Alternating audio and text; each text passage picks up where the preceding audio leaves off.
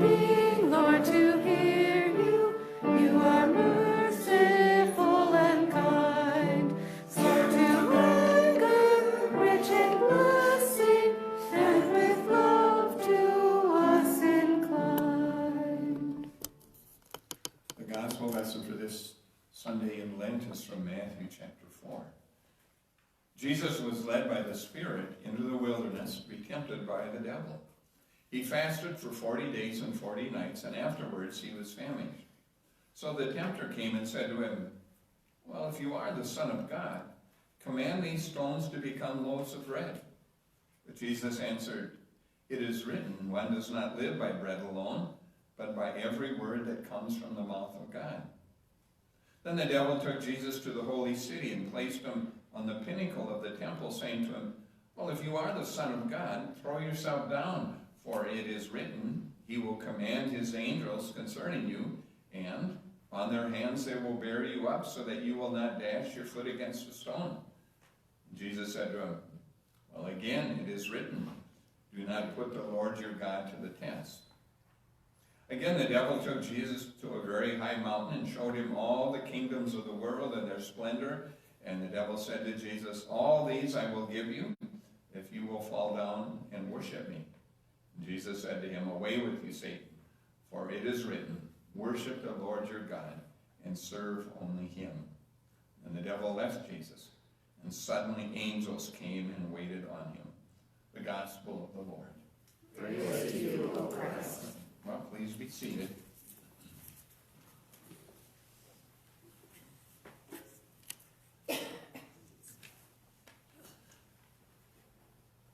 So this is a little bit embarrassing for a pastor to admit, but when I first looked at this lesson from Matthew, my thoughts jumped back about 50 years to a TV show.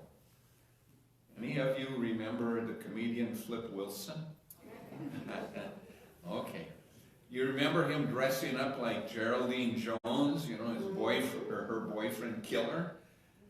But every time Geraldine Jones did something racy or something wrong, she would say, "The devil made me do it." Yeah. Well, I remember it got lots of laughs, funny laughs, maybe some uncomfortable laughs, right? It's probably the most famous part of a comedy that Flip Wilson is famous for. The thing is, "the devil made me do it" is really just a subtle way not to take personal responsibility, right? Or blame. It helps put that blame somewhere else. If you're on a diet, but you ate the cupcake anyway, if you bought something you really couldn't afford, you say, "The devil made me do it." If you're caught doing something you shouldn't have done, not my fault, yeah. The devil made me do it, right? So, as I said at the beginning, Lutheran Christians don't talk about the devil very much. We don't want to give the devil too much due, right? But this gospel lesson does talk about Jesus and what the devil tries to make him do. As you listen to the lesson, maybe you caught on that for Matthew, Israel and Jesus, Matthew kind of draws pretty strong comparisons between the two in this way. Israel was tempted for 40 days and 40 years in the wilderness. Jesus is tempted 40 days and 40 nights. Israel was challenged by hunger in the wilderness. Remember the manna and the quail stories? Yeah. Jesus is hungry 40 days after fasting, and the temptation is stones to bread. Israel was challenged to trust in God's presence and protection in the wilderness all those years, but they end up with the golden calf, right? Jesus is challenged to test God's presence and protection from the top of the angels, or top of the temple, because angels will protect him. Israel is tempted to worship the gods of other nations. Jesus is invited to stop trusting God, to to bow down to money and power and evil so that he could get everything he wanted, right? Parallels back and forth for Matthew. And he sees Jesus a bit as a new Moses in that way. Now, I imagine if Jesus failed any part of his testing, he could have pulled a Flip Wilson routine, right? And claimed, the devil made me do it. The good news in this lesson is God so strengthened Jesus that God helps Jesus not to do it, right? But what about us? When we give in to temptations, who do we blame? I mean, it's tempting to blame our failures on the power of evil, or blame it on somebody else or something else, right? Think about a time you got caught by a teacher or a parent, dead to rights, doing what you ought not to have been doing. Does it sound familiar to say things like, well, it wasn't me, it wasn't my fault, they made me do it? Or maybe we fall back on, well, the devil made me do it too, right? The devil, you say, right? But back to the gospel story. A lot of Bible scholars and Bible versions of this story call this the temptation of Jesus. But that puts the focus on the devil and on the power of evil to trick and deceive Jesus, right? The good news is Jesus is tempted, but does not give in. But what I like is some scholars and some Bible versions don't call this the temptation of Jesus. They call it the testing of Jesus. They talk about this being a challenge to Jesus' baptismal identity, right? Baptized by John, raised from the water, and the word is, this is my son, the beloved.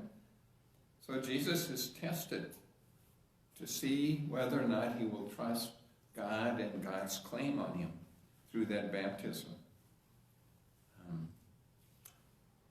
What I read to you from Luther's Large Catechism says that God indeed tempts no one to sin, but perhaps God indeed tests everyone towards faith.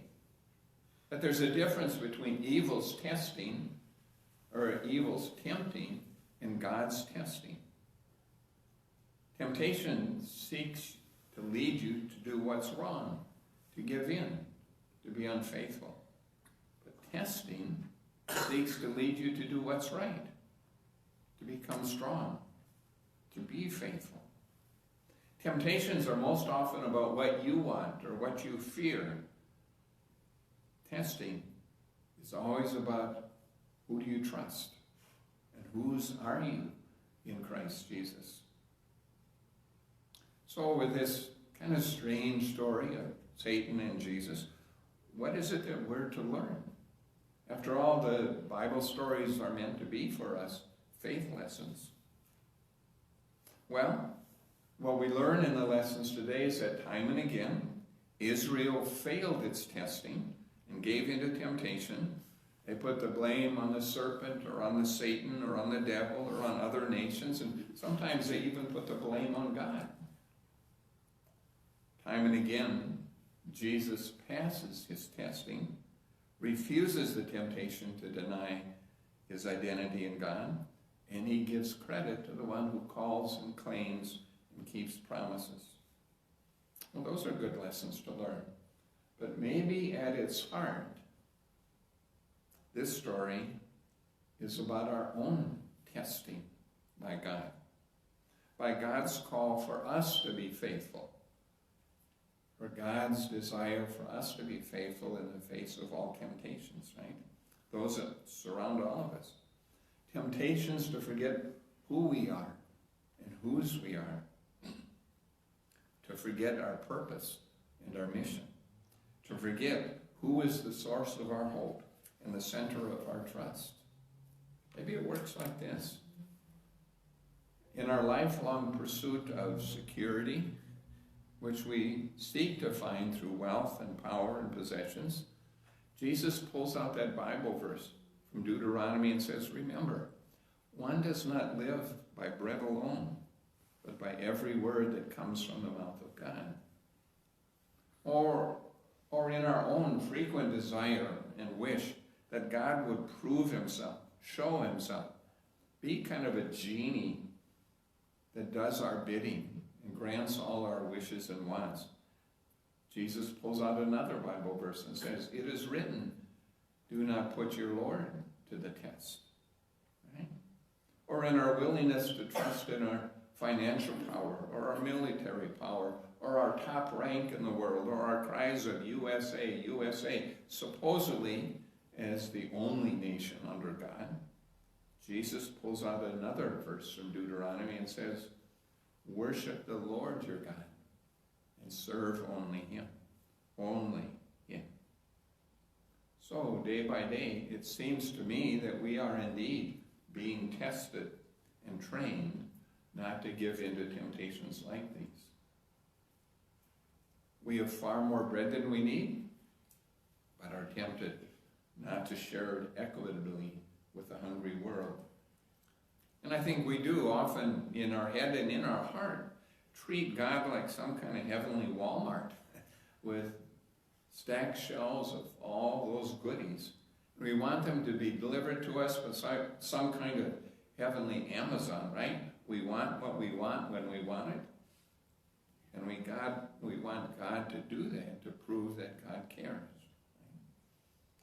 And we'll talk a little bit more about this, but more than ever, many among us are being tempted by that siren call of Christian nationalism that tries to turn God into a tribal God meant just for us, and that tries to turn our leaders into rulers instead of servants. Right?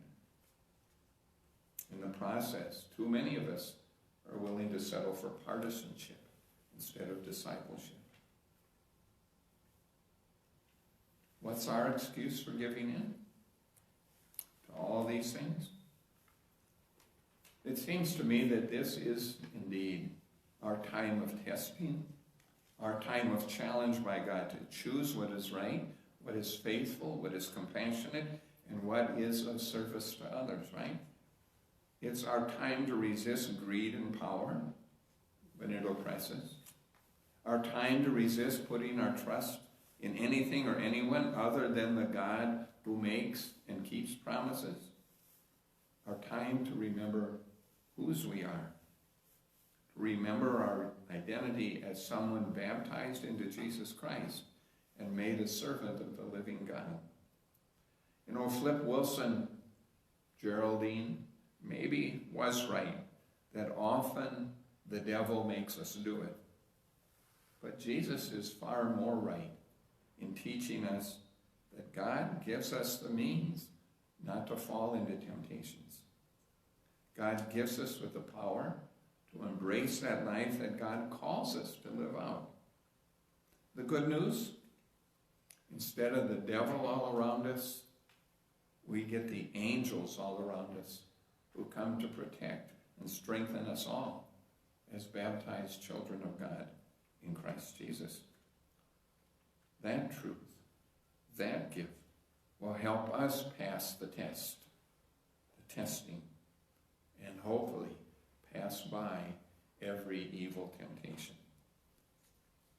And if that's true, that's good news indeed.